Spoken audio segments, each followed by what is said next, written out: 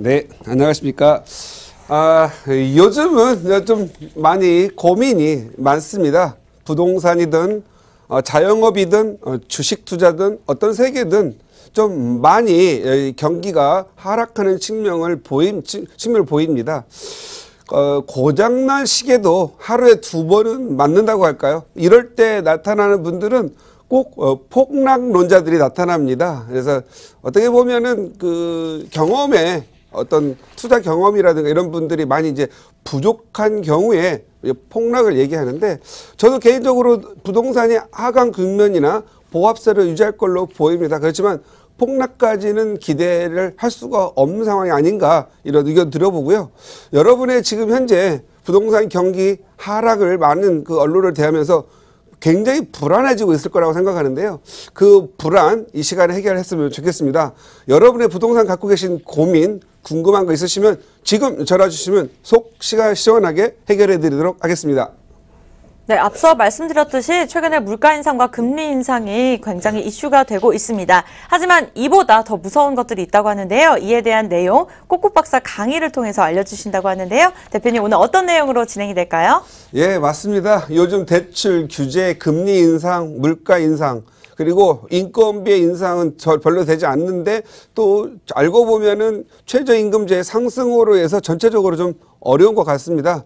오늘은 부동산 투자와 관련해서 저는 말씀을 드리고자 부동산 투자, 금리 인상보다 더 무서운 것은 이라는 제목은 좀 잡아봤습니다. 우리가 과거로 좀 가봐야 될 것 같은데요. 우리 보통 IMF가 끝날 즈음에서 우리가 이자가 당시에는 연 18%에서 약 한 25%까지 갔었습니다. 그러면서 2000년대 들어오면서 금리가 다소 안정화가 되죠. 그래서 15, 13, 12 이렇게 내려갑니다. 보통 많은 사람들은 기준 금리를 놓고 생각을 합니다. 그러나 실질적으로 대출을 받아야 되는 분, 신용대출이라든가 또 부동산 담보대출 받으시는 분들은 내가 지불해야 될 대출 이자에 대해서 많이 생각을 하겠죠. 물론 기준금리가 오르면 또 수신과 여신은 같이 움직일 겁니다. 그런데 요즘과 같은 경우에는 기준금리는 낮은데 대출 금리가 대폭 상승이 돼서 참 은행은 앉아서도 돈을 버는 시기가 아닌가 싶습니다. 그래서 항상 어떤 제도가 생기면 그 제도로 그 규제를 해서 잘 나가는 쪽이 있고 잘 못 나가는 쪽이 있습니다. 그래서 많은 부분들이 좀 불안정한 부분이 아닌가 싶은데요. 대출 금리에 대해서 한번 살펴보도록 하겠습니다. 우리가 2001년 지날 때쯤 해서는 대출 금리가 8% 정도 됐습니다. 일반 제1금융권에서 한 8% 빌린다면은요, 저축은행이나 그런 데 같은 경우에는 한 10% 또는 12%까지 빌려서 쓴 적도 있었고요. 그 다음에 2005년과 6년, 7년을 거치면서 대부분 대출 금리들은 한 6%, 그리고 제2금융권에서는 한 9% 정도 대출하셨습니다. 과연 대출 이자가 이렇게 높았던 6%에서 8%가 높았던 시기에 부동산 가격이 하락했느냐? 아니죠. 더 거침없이 올랐었습니다. 이 부동산 그 가격이라고 하는 부분은 어느 정도 바닥이 있었기 때문에 가격이 올라간 거지, 금리가 높다고 해서 그걸 두려워하진 않았다라는 거죠. 항상 우리가 생각을 할 때 부동산 가격이 상승 시기냐 아니냐. 왜냐하면 금리라고 하는 것은 이자거든요. 이자는 어떤 더 투자를 했을 때 금리보다, 이자보다 더 높게 벌면 투자하게 되는 겁니다. 그렇다면 이자가 2007년도 2013년 사이에서 이자가 5%, 4%, 3% 이자가 내렸죠. 내렸을 때 가격이 내려갔느냐? 아니라는 거죠. 금리가 내릴 때 오히려 부동산 경기도 내려간 것을 볼 수 있습니다. 이런 것들은 잘 보시면은요, 가격이 많이 올랐을 때, 거품이라는 거 인식이 됐을 때 이자와 금리 관계없이 가격이 내릴 때가 되면 내린다고 보시면 될 것 같습니다. 그래서 부동산의 가격 상승과 하락은 금리의 영향보다는 부동산 가격이 얼마나 올랐느냐 그리고 얼마나 내려갈 거냐에서 의존되는 것 같습니다. 지금 2013년에는 금리가 약 2.5% 정도가 됐었습니다. 그 대출금리죠. 대출 이자가 2.5% 했는데 지금 현재는 약 한 1% 정도 3년 동안 올라서 2018년 지금의 그 대출 이자는 3.5에서 4% 정도 됩니다. 물론 금리를 더 올린다고 합니다. 금리가 올라가면 어떻게 될까요? 물가가 상승하겠죠. 물가가 상승하면 화폐 가치는 어떻게 될까요? 화폐 가치는 물가가 상승하게 되면 오히려 떨어지게 되겠죠. 화폐 가치는 우리 경제성공학에서는 1 플러스 R분의 N승연분의 1로 화폐 가치가 떨어진다. 그래서 이 R은 물가 상승률이겠죠. 만약에 물가 상승률이 100%가 된다면 바로 화폐 가치가 2분의 1씩 떨어지게 되겠죠. 그래서 항상 화폐 물가가 높아지고 금리가 높아지면 물가가 높아지고 화폐 가치는 떨어지기 때문에 결국은 내가 갖고 있는 현금 가치는 시간이 갈수록 하락하는 국면을 보일 걸로 보여집니다. 그럴 경우에는 오히려 부동산이나 아니면 투자를 목적으로 하는 동산 이런 쪽으로 가지 않을까 싶습니다. 그래서 그렇게 왔는데요. 저는 이번 금리가 미국에서 금리를 올렸기 때문에 한국에 있는 자금이 빠져나가는 부분 때문에 당연히 금리를 높일 거라고 예상을 해왔습니다. 그런데 이번에 기준 금리를 1.5%로 계속 유지했죠. 그 이유는 뭘까요? 아직 우리나라의 지금 현재 실물 경제, 서민 경제가 활성화가 되지 않았고 우리는 아직까지는 자금을 일부 어떻든 소비 활동 통하고 기업 활동을 통해서 일단은 돈을 풀어서 경기 활성화를 해야 되는 어떤 당면 과제가 있다라는 부분이죠. 그런데 부동산 대출이라든가 신용대출 받을 때 지금 대출 금리는 지금 현재 올리고 있습니다.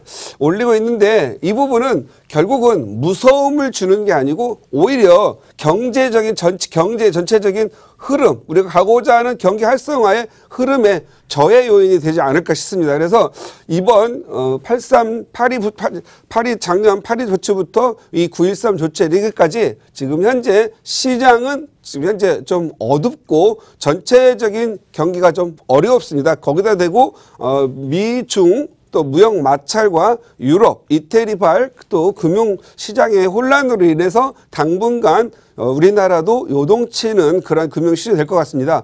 그렇다면 우리는 금리 인상을 맞이했을 때 금리 인상보다 더 무서운 거가 무엇일까를 생각해야 될 부분인데 저는 이렇게 생각합니다. 금리 인상도 더 무서운 것은 무경이옵니다. 이건 무슨 말이냐면요.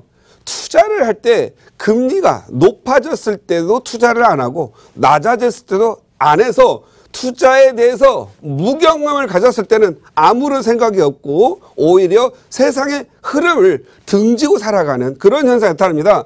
무경험은 무지의 부친이다 이렇게 생각합니다. 원래 무지는 무지의 어머니다 이렇게 표현해야 되는데 부동산은 대부분 남편 또는 아버지의 반대에 의해서 투자를 안 하게 되고 무경험을 쌓게 됩니다. 그래서 깐깐하고 완고하고 투자하고 너무 담을 쌓으신 분들을 가장으로 두신 분들은 가족 전체가 무경험의 세계로 빠져듭니다. 그러면 부동산 세계 또는 투자의 세계가 완전히 무지의 세계로 가게 되고요. 결국은 부동산이라고 하는 것은 이렇게 오를 때도 있고 내릴 때도 있는데 결국은 시간이 가면서 내렸다 하더라도 어느 순간에는 화폐 가치의 하락으로 인해서 오를 수밖에 없기 때문에 10년, 20년 지나고 나면은요 아무것도 모르는 상태였기 때문에 현금만 갖게 되는 경우가 있습니다. 그래서 현금은 열심히 모았는데 부동산 가격은 너무 높아져서 접근이 불가능한 경우가 많고 그때 땅을 치고 후회를 하게 되는 겁니다. 저는 이 부동산 시장이 어렵고 또 금리 인상으로 돼서 부동산 경기가 하락할지라도 그럴지라도 경험을 쌓기 위한 노력이 좀 필요하고 투자에 대한 세계를 무지해서 아는 쪽, 지식을 쌓는 쪽으로 경험하는 게 좋을 것 같다. 이렇게 말씀을 드리겠고요. 부동산 시장에서는 금리 인상보다도 더 무서운 게 무엇일까요? 제가 봤을 때는 대출 규제입니다. 이 대출 규제는 이번에 이제 이번 달 월말부터 10월 말부터 DSR 를 진행하게 되는데요.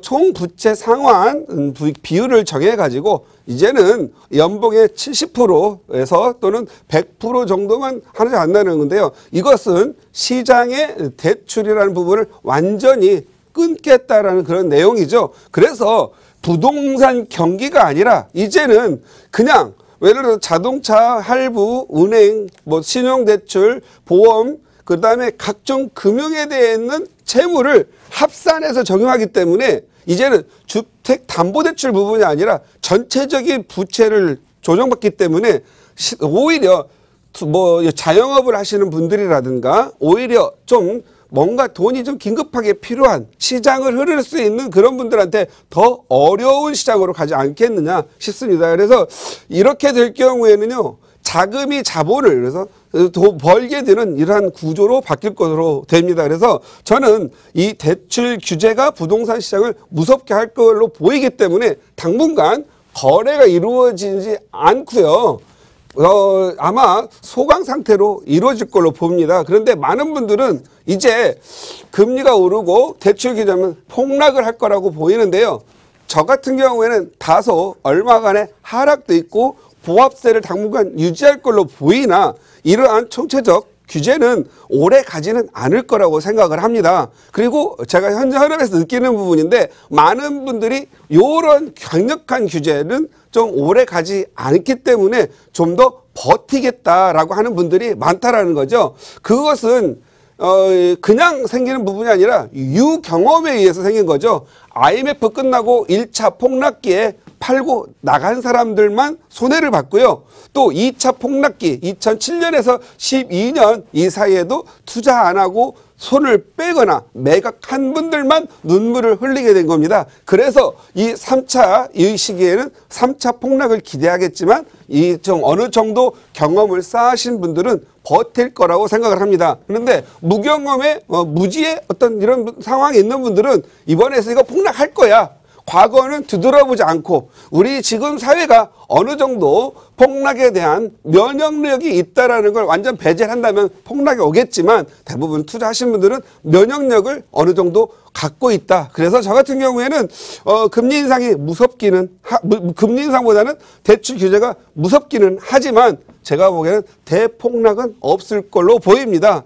저는 오히려 요즘 후회하고 힘들어하는 분들을 봤습니다. 저처럼 50대, 60대 돼서 은퇴할 때 보시면은요, 30, 40대는 이걸 내용을 몰라요. 그냥 자기가 돈을 벌고 생활을 윤택하게 살면 그냥 만족스럽기 때문에 그러는데 50대가 넘어가고 60대 은퇴 시기가 되거나 은퇴하신 분들은요, 후회하는 분들이 땅을 치고 후회하는 분들이 있습니다. 그러한 분들을 보면 전세만 계속 거주하는 분들, 이런 분들은 오를 기회가 오더라도 전세 사는 분들의 특성을 보시면은요, 가격이 내렸어? 그러면 좀 더 내리길 기도하는 마음으로 한 번만 전세 살아볼까? 이렇게 생각을 합니다. 그리고 가격이 좀 올랐어요.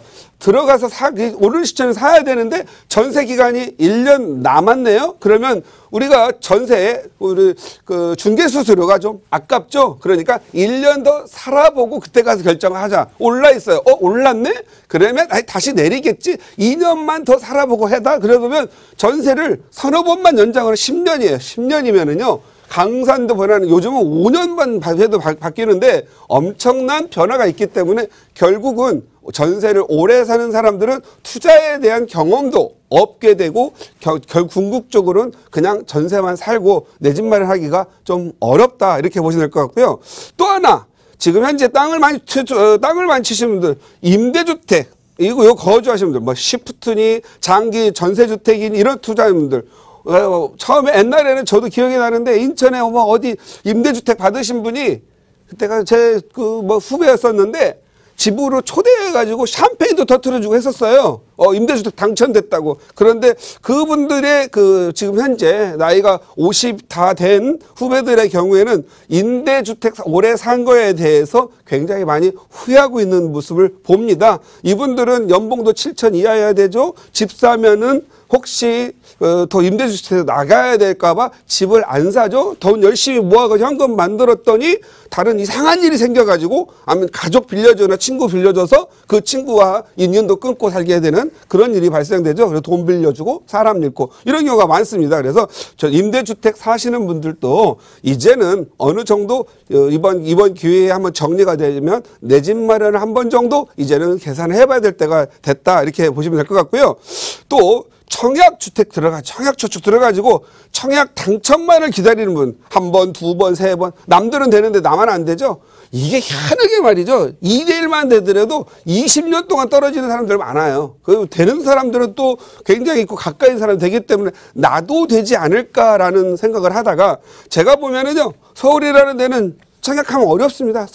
서울에다가 청약해서 뭐 하려는 분들 있잖아요. 그냥 포기하시고 그냥 내 집 마련하시기 바랍니다. 그러다가 뭐 보면 40평대 이런 거 추첨돼 있으면 한번 넣어보시다가 평생 걸쳐서 한 번 정도 걸리지 않겠습니까? 그런 분양 받아가셔야 되는데 청약을 갖다가 그냥 계속 기다리고 하는 분들이요. 그러다가 15년, 20년 만에 하나가 당첨됐어요.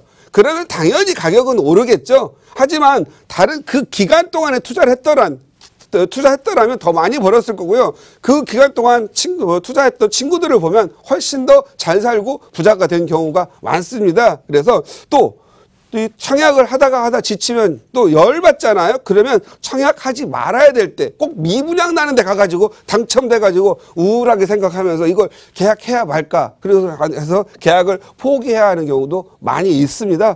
이보다도 더 많은 사례들은 있지만 시간상 이 정도 하겠고요. 우리가 지금 현재 부동산 경기가 뭐 암울한 것처럼 보입니다. 물론 가격이 일부 하락될 수 있습니다. 그렇지만 내 집 마련했더니 다 떨어졌어요. 그렇다면은 너무 슬프진 않습니다. 그런데 내가 사지 않고 기다렸더니 올랐어요. 그러면 그때부터 나만 우울해지거든요. 그래서 지금과 같은 경우에 좀 어려운 시기가 지날 때 이런 시기에는 내 집 마련을 오히려 만들 수 있는 기회가 되고요. 투자라는 경험을 좀 쌓아보는 것도 좋습니다. 저는 그래서 가장 무서운 것은 무경험이다. 그래서 무경험 갖고 계신 분들보다는 경험이 있는 분들이 장기적으로 봤을 때는 꼭 성공하는 사례가 많으니까 그걸 좀 염두에 두셨으면 좋겠다. 오늘은 이 정도로 마치도록 하겠습니다.